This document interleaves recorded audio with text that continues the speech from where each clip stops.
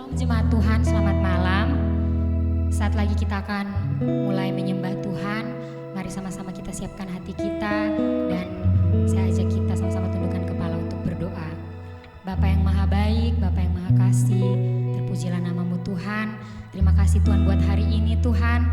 Kau sudah menjaga kami sepanjang hari, tiba saatnya kami Tuhan untuk memuliakan namamu Tuhan. Biarlah kami Tuhan boleh memuliakan Engkau dengan sungguh-sungguh Tuhan. Apa yang kami pujikan, apa yang kami sembah Tuhan boleh layak sampai ke hadirat-Mu Tuhan. Terima kasih Yesus, terima kasih Tuhan. Kami hendak memulai Tuhan hanya di dalam nama Yesus Kristus. Haleluya, amin.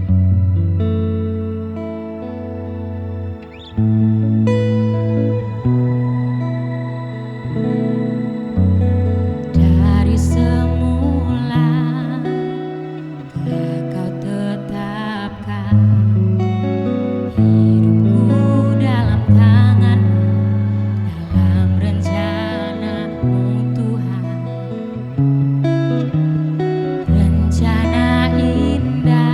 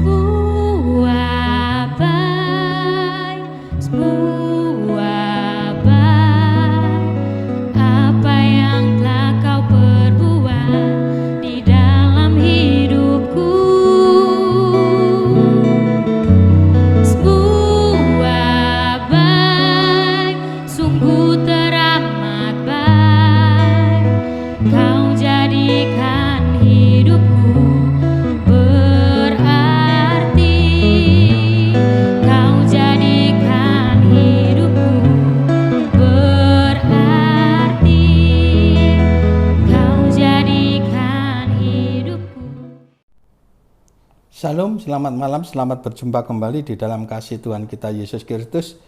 Mari jemaat pemahaman Alkitab Gereja GPPS Pusat Sawahan yang saya kasih dan yang dikasihi Tuhan. Malam hari ini kita belajar bersama-sama kebenaran firman Tuhan. Saya akan menyampaikan firman Tuhan yang terdapat di dalam 1 Korintus pasal 10 ayat yang ke-13. Ayat yang sudah tidak asing lagi. Demikian bunyi firman Tuhan, pencobaan-pencobaan yang kamu alami ialah pencobaan-pencobaan biasa yang tidak melebihi kekuatan manusia. Sebab Allah setia dan karena itu ia tidak akan membiarkan kamu dicobai melampaui kekuatanmu. Pada waktu kamu dicobai, ia akan memberikan kepadamu jalan keluar sehingga kamu dapat menanggungnya. Amin. Yang disebut berbahagia adalah kita yang membaca firman Tuhan, merenungkan firman itu, menyimpannya di dalam hati, dan belajar untuk melakukan dalam kehidupan kita sehari-hari. Saya akan memberi judul perenungan kita pada malam hari ini adalah peranan Allah dalam hidup kita. Dari ayat ini Bapak Ibu, ya, yang pertama yang perlu kita ketahui adalah dikatakan di sini pencobaan-pencobaan yang kamu alami ialah pencobaan-pencobaan biasa. Yang pertama yang perlu kita ketahui adalah apa yang dimaksud dengan pencobaan. Pencobaan itu adalah sesuatu yang dapat menggoda manusia sehingga manusia jatuh di dalam dosa. Jadi pencobaan itu adalah sesuatu yang dapat menggoda manusia, ya, sehingga manusia itu jatuh dalam dosa. Itu yang namanya pencobaan. Nah, pencobaan itu kalau kita pelajari bentuknya, macamnya itu ada 3. Yang pertama, pencobaan karena kita ini tidak dapat mengendalikan hawa nafsu atau kedagingan.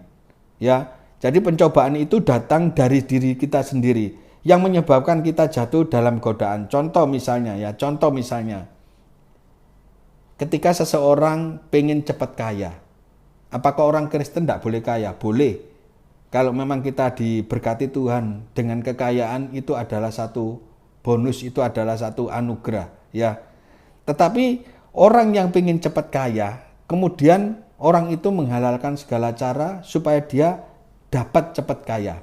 Contoh dengan melakukan korupsi, kemudian menjual narkoba, prostitusi, dan melakukan pelanggaran-pelanggaran hukum, ya, yang tujuannya adalah supaya dia dapat mendapatkan uang banyak dan dia cepat kaya. Lah, orang-orang yang hal-hal yang semacam ini adalah yang saya katakan pencobaan ini, ya, karena datang dari diri kita sendiri karena kita tidak dapat mengendalikan hawa nafsu atau kedagingan kita. Banyak orang yang jatuh di dalam pencobaan karena apa? Karena keinginan, bukan kebutuhan, karena keinginan, hasrat yang besar di dalam dirinya yang tidak bisa dikendalikan sehingga orang tersebut melanggar hukum, ya, hukum negara dan hukumnya Tuhan. Ini adalah pencobaan, ya, yang datang disebabkan karena diri kita sendiri tidak dapat mengendalikan hawa nafsu atau kedagingan kita. Kemudian pencobaan yang datang dari iblis.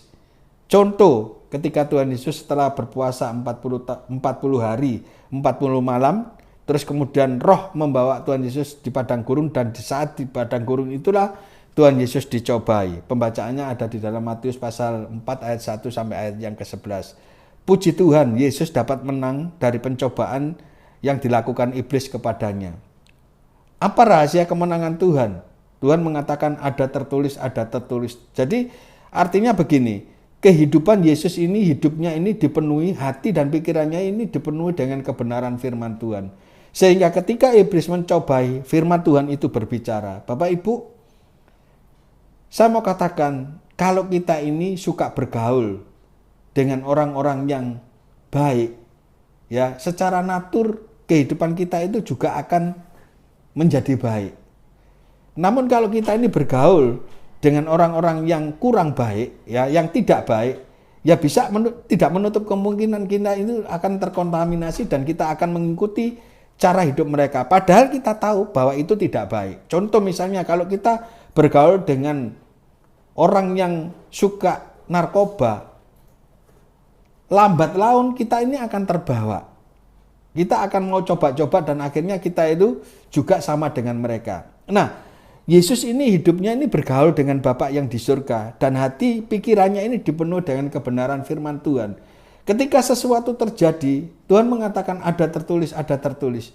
Dan biarlah hal ini membuat kita ini menjadi mengerti, ya, supaya kita ini semakin hari ini semakin kita mendekatkan diri kepada Tuhan, semakin hari kita ini semakin banyak belajar dan mengerti firman Tuhan. Supaya ketika pencobaan itu datang, firman yang dikatakan firman yang hidup itu benar-benar hidup di dalam kehidupan kita. Sehingga ketika pencobaan itu datang, ya Bapak Ibu, kita ini sanggup mengatasinya bukan karena kita, tetapi karena kuasa firman Tuhan yang bekerja di dalam diri kita. Kemudian yang ketiga adalah memang pencobaan itu ada yang diizinkan oleh Tuhan.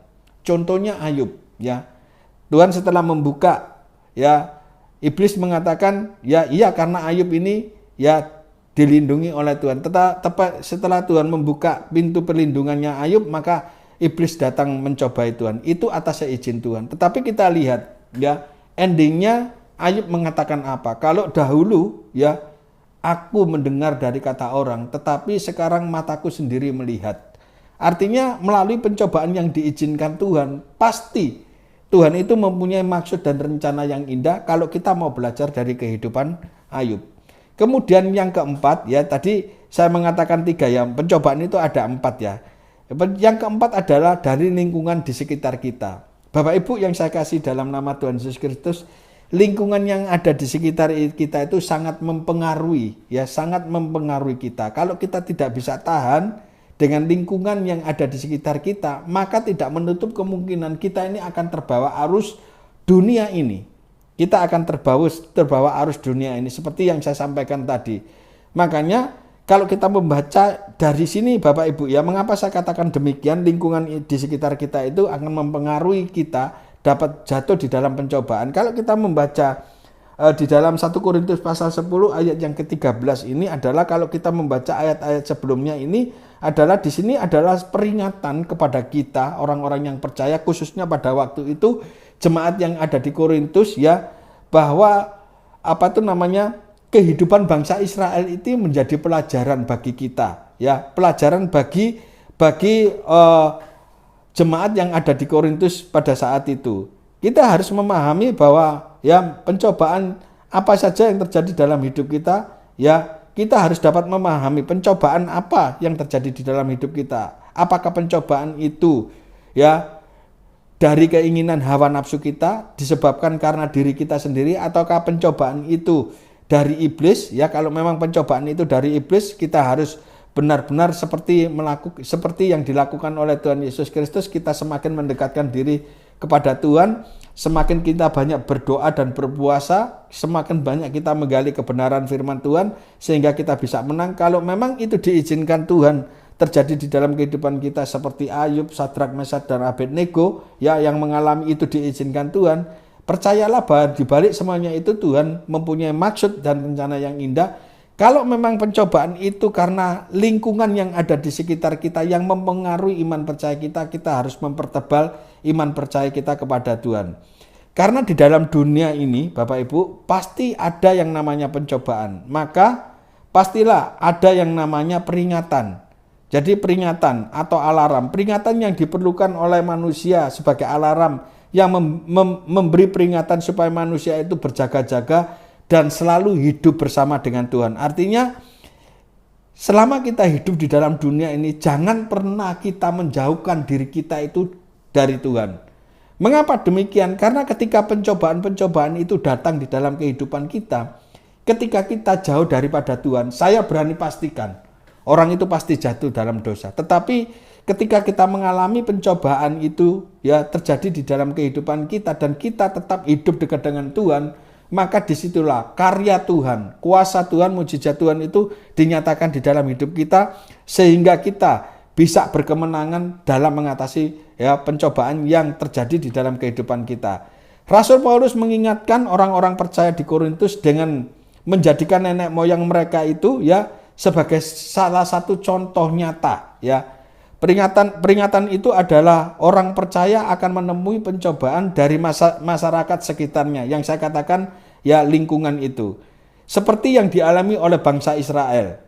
Kalau kita memperhatikan, ya, peringatan bangsa Israel jatuh di dalam penyembahan berhala. Di ayat yang ke-7 Dan dari 1 Korintus pasal yang ke 1 Korintus pasal 10 ayat yang ke-7 mengatakan, dan supaya jangan kita menjadi penyembah-penyembah berhala sama seperti beberapa orang dari mereka, seperti ada tertulis, maka duduklah bangsa itu untuk makan dan minum, kemudian bangunlah mereka dan bersukaria. Kita ingat ketika dalam perjalanannya ya berada di padang gurun, bangsa Israel ini telah berkompromi dengan bangsa Moab, sehingga mereka duduk dan makan bersama-sama dengan bangsa Moab, kemudian mereka menyembah Allahnya bangsa Moab, dan ini sangat menyakitkan hatinya Tuhan. Bapak Ibu, mungkin kita berbicara di dalam diri kita atau kepada orang lain, aku enggak menyembah berhala. Oke, secara fisik memang Bapak Ibu tidak datang ke Gunung Kawi, tidak menyembah kepada patung, ya. Saya katakan oke lah, memang itu benar Bapak Ibu tidak menyembah berhala. Tetapi bagaimana dengan berhala-berhala modern yang bentuknya bukan seperti patung lagi, bukan seperti gunung atau suatu tempat, tetapi berhala-berhala modern ini justru sangat membahayakan ya iman percaya kita kepada Tuhan. Contoh misalnya, orang hidup zaman sekarang itu tidak bisa hidup tanpa gadget. Kemana-mana orang membawa gadget. Begitu pentingnya gadget ini sehingga ketika kita bangun tidur, kita tidak mencari Tuhan tetapi kita mencari gadget kita. Bukankah gadget ini ya akhirnya menjadi berhala di dalam kehidupan kita? Cucu, anak, istri, suami, ya pekerjaan, itu juga bisa hobi, itu bisa menjadi berhala kita. Artinya berhala itu adalah sesuatu yang menempatkan di dalam hati kita, itu adalah yang utama di dalam hidup kita. Kita tidak bisa hidup tanpa itu. Artinya misalnya orang mempunyai hobi, ya mempunyai hobi mancing, ya dia sudah tahu waktunya ibadah. Minggu adalah waktunya ibadah. Tetapi karena dia hobi mancing, teman-temannya mengajak mancing di hari yang Minggu di jam yang sama. Dia memilih untuk memancing. Bapak Ibu, saya mau katakan itu menjadi berhala kita. Hobi itu sudah menjadi berhala kita karena menggeser posisi Tuhan ya lebih daripada apa yang dia inginkan di dalam kehidupannya. Makanya untuk itu kita berhati-hati dengan apa itu namanya berhala-berhala modern yang sekarang ini dalam bentuk yang lain, Kemudian di ayat yang ke-8 ya, di ayat yang ke-8 dari 1 Korintus pasal 10 mengatakan demikian. Ini pencobaan yang kedua. Janganlah kita melakukan percabulan seperti yang dilakukan oleh beberapa orang dari mereka, sehingga pada suatu hari telah tewas 23.000 orang. Jadi yang kedua adalah pencobaan yang ada di sekitar orang Israel pada waktu itu adalah pencobaan percabulan, ya. Karena mereka, lingkungan di sekitar mereka, bangsa Israel dosa dalam dosa percabulan. Mungkin kita juga berbicara kepada Tuhan atau kepada kita, sesama kita, mengatakan aku enggak pernah berzina, ya aku enggak pernah berzina, aku enggak pernah melakukan cabul. Namun apa yang dikatakan oleh Tuhan Yesus di dalam Matius pasal 5 ayat yang ke-28, Tuhan mengatakan, tetapi aku berkata kepadamu, setiap orang yang memandang perempuan serta menginginkannya sudah berzina dengan dia di dalam hatinya. Ternyata Bapak Ibu, Tuhan mengatakan lebih dalam lagi. Mungkin kalau di dalam perjanjian lama dikatakan kamu jangan berzina. Kalau kita melakukan dosa zina itu kalau kita melakukan hubungan badan, ya, hubungan secara fisik. Tetapi lebih dalam lagi Tuhan Yesus mengatakan kalau kita melihat seorang wanita terus memandang, terus kemudian kita menginginkannya. Sebaliknya juga orang perempuan ketika memandang seorang laki-laki kemudian menginginkannya, ternyata kita ini sudah berzina di dalam hati kita. Jadi kita ini harus benar-benar ya, kita harus benar-benar dapat menjaga seluruh panca indera yang diberikan Tuhan kepada kita supaya kita ini tidak jatuh di dalam pencobaan. Kemudian pencobaan yang ketiga yang dialami oleh bangsa Israel pada waktu itu adalah mencobai Tuhan. Di ayat yang ke-9 ya, dari 1 Korintus pasal 10 ini, 1 Korintus pasal 10 ayat yang ke-9 mengatakan demikian ya. Dan janganlah kita mencobai Tuhan seperti yang dilakukan oleh beberapa orang dari mereka sehingga mereka mati di pagut ular. Artinya apa? Kita tahu bahwa itu sudah dilarang Tuhan. Tetapi bangsa Israel melanggarnya. Itu adalah mencobai Tuhan. Berapa banyak di antara kita ya di antara kita termasuk saudara dan saya, kita sudah tahu bahwa itu Tuhan tidak berkenan, sudah dilarang oleh Tuhan, ya. Tetapi kita melakukannya. Dan itu sama dengan kita itu ya mencobai Tuhan Allah kita. Mari Bapak Ibu kita belajar, ya, hidup berkenan dengan kebenaran firman Tuhan. Kalau Tuhan mengatakan ampunilah, ya sudah ampuni. Betapa sakitnya pun rasa hati kita ketika kita disakiti seseorang, ketika Tuhan mengatakan ampuni, ya sudah kita ampuni. Ketika kita tidak menuruti kehendak Tuhan, tahu bahwa kalau kita tidak mengampuni itu salah di mata Tuhan, itu sama dengan kita mencobai Tuhan. Untuk itu Bapak Ibu kita belajar bersama-sama kebenaran firman Tuhan. Kemudian pencobaan apa yang membuat bangsa Israel gagal memasuki tanah Kanaan pada waktu itu adalah bersungut-sungut. Ya, orang yang bersungut-sungut itu hakikatnya adalah orang yang tidak tahu berterima kasih, orang yang tidak tahu mengucap syukur.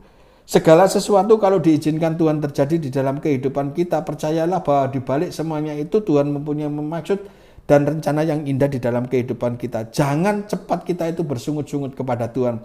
Tetapi yang Tuhan kehendaki adalah mengucap syukurlah di dalam segala hal. Apapun yang terjadi di dalam kehidupan kita, Tuhan itu tidak akan pernah membiarkan anaknya jatuh tergeletak. Peristiwa-peristiwa yang dialami oleh nenek moyang mereka adalah peristiwa-peristiwa yang memalukan. Peristiwa ini juga menjadi pelajaran penting dan yang berharga bagi kita.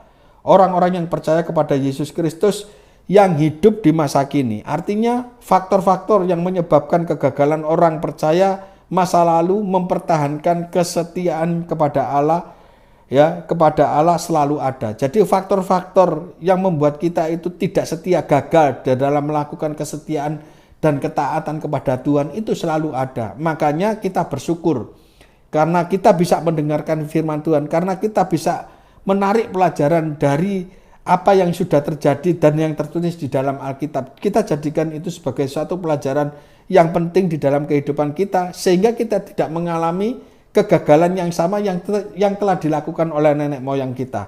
Paulus mengingatkan ya supaya kita gereja Tuhan masa kini agar tetap teguh berdiri mempertahankan iman dan kesetiaan kita kepada Kristus. Disinilah ya peranan Allah dalam hidup kita sangat dibutuhkan. Mengapa? Karena kita ini tidak sanggup menghadapi semuanya itu. Kita ini tidak sanggup menghadapi pencobaan-pencobaan itu ya dengan kekuatan kita. Kita butuh peran Allah dalam hidup kita supaya kita ini dapat menang atas pencobaan-pencobaan itu.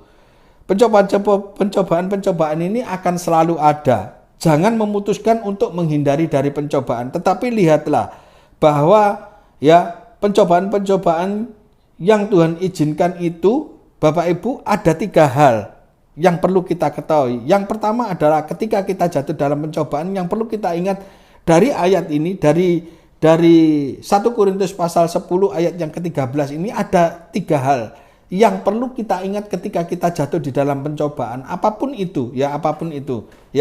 Apakah itu pencobaan karena diri kita sendiri? Kalau memang dari diri kita sendiri, ya kita minta ampun sama Tuhan.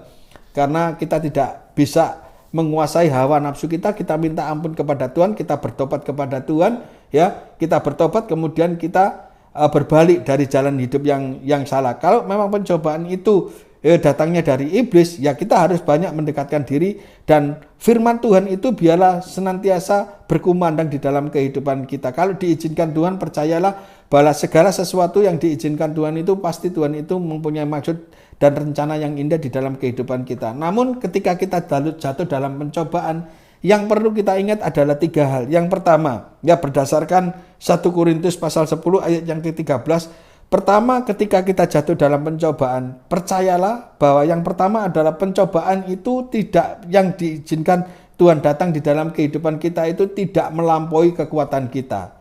Ini yang perlu kita garis bawahi. Dikatakan pencobaan-pencobaan yang kamu alami ialah pencobaan-pencobaan biasa yang tidak melebihi kekuatan manusia. Jadi Bapak Ibu, kalau ada di antara kita yang saat ini jatuh di dalam pencobaan, saya mau katakan, pencobaan-pencobaan yang kamu alami, ya yang kita alami ini adalah pencobaan-pencobaan biasa yang tidak melebihi kekuatan kita, bukan pencobaan-pencobaan yang luar biasa.